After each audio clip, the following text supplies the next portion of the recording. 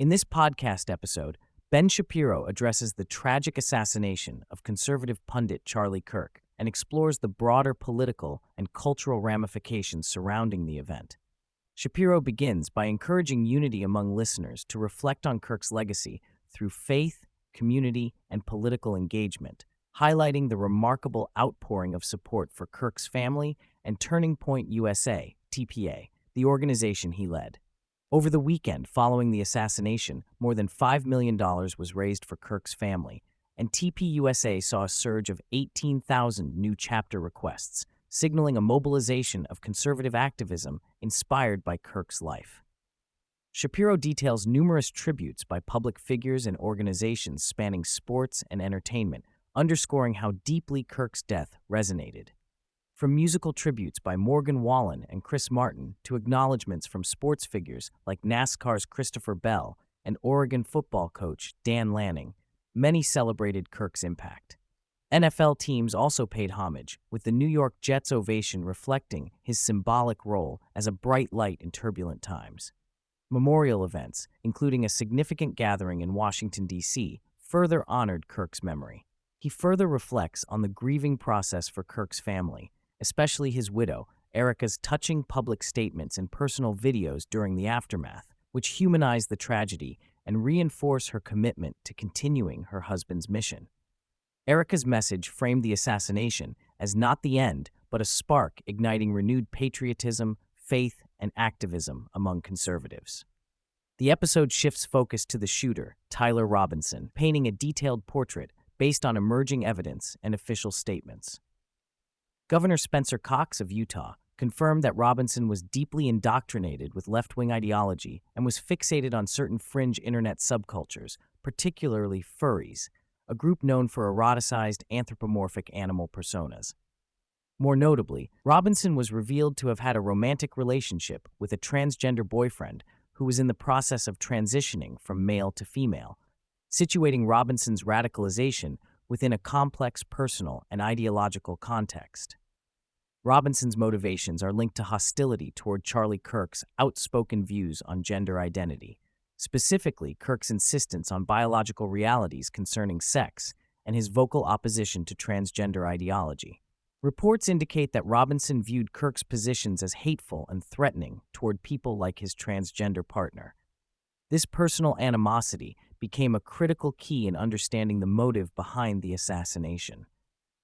Shapiro contrasts Robinson's extreme online behavior with his conservative Christian family background, noting that the shooter's radical leftist leanings marked a sharp ideological departure from his upbringing. He was associated with dark corners of the internet, such as Discord and Reddit communities, noted for extreme memes and self-radicalization, and even marked his bullets with gamer and trans-related slogans. Robinson mocked authorities and the investigation after his capture, indicating a disconnect from reality and a cavalier attitude toward his actions. A major theme throughout the episode is an analysis of ideological frameworks that foster and justify political violence. Shapiro argues that not all ideologies bear the same propensity for violence and identifies 5 main ones with violent undercurrents: transgender ideology, Marxist movements, white supremacy, Black Lives Matter, BLM, activism, and radical Islam. He explains these ideologies share 3 core features: a conspiratorial worldview, blaming an unnamed cabal for individual and group hardships, a belief that the adherent's own group is targeted for extinction or destruction by this cabal, and the justification of violence as an act of self-defense against this perceived threat. Transgender ideology is emphasized as particularly relevant to the Kirk shooting, with Shapiro contending that its basic premises categorize dissenting biological facts as acts of violence and threats, thus escalating conflicts to justify real violence. He recalls witnessing instances of violence defended by ideological frameworks on mainstream media years prior. Other ideologies described similarly frame social or political struggles as zero-sum conflicts requiring forceful retaliation. Shapiro highlights that while some of these violent ideologies, such as white supremacy, do not enjoy mainstream acceptance, others like transgender ideology and Marxist thought have gained broader cultural legitimacy and institutional support, especially on the political left. He points out that permission structures for violence, implicit or explicit encouragement or rationalization of aggression, exist more prominently within leftist political circles. This is supported by polling data showing a significantly higher percentage of Democrats tolerating or accepting joy over the death of political opponents compared to Republicans and independents.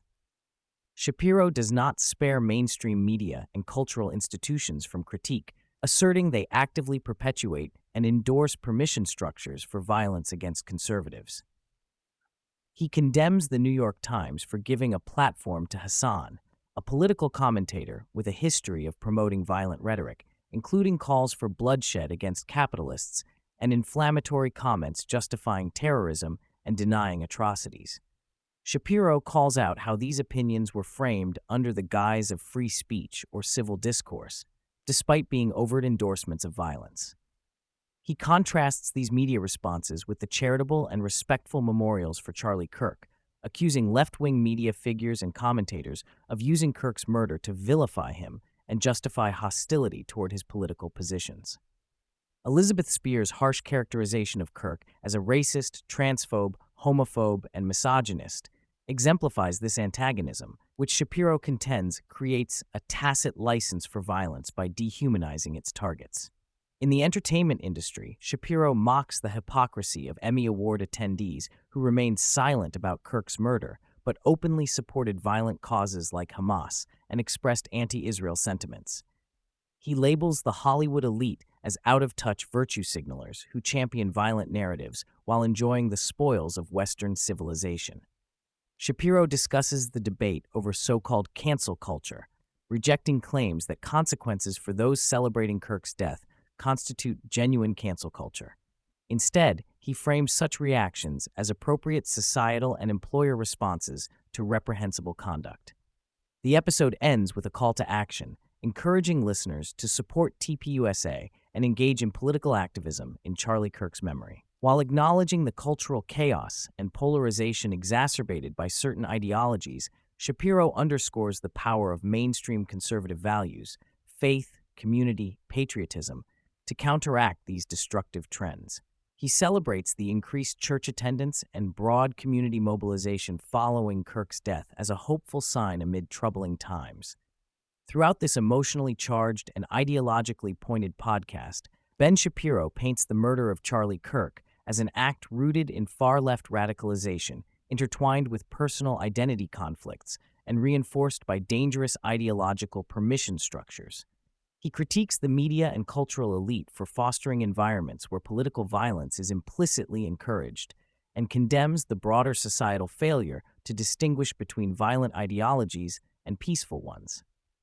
Ultimately, he urges listeners to honor Kirk's legacy through faith, activism, and commitment to principled discourse, while remaining vigilant against the dangerous ideologies he believes threaten Western democratic society.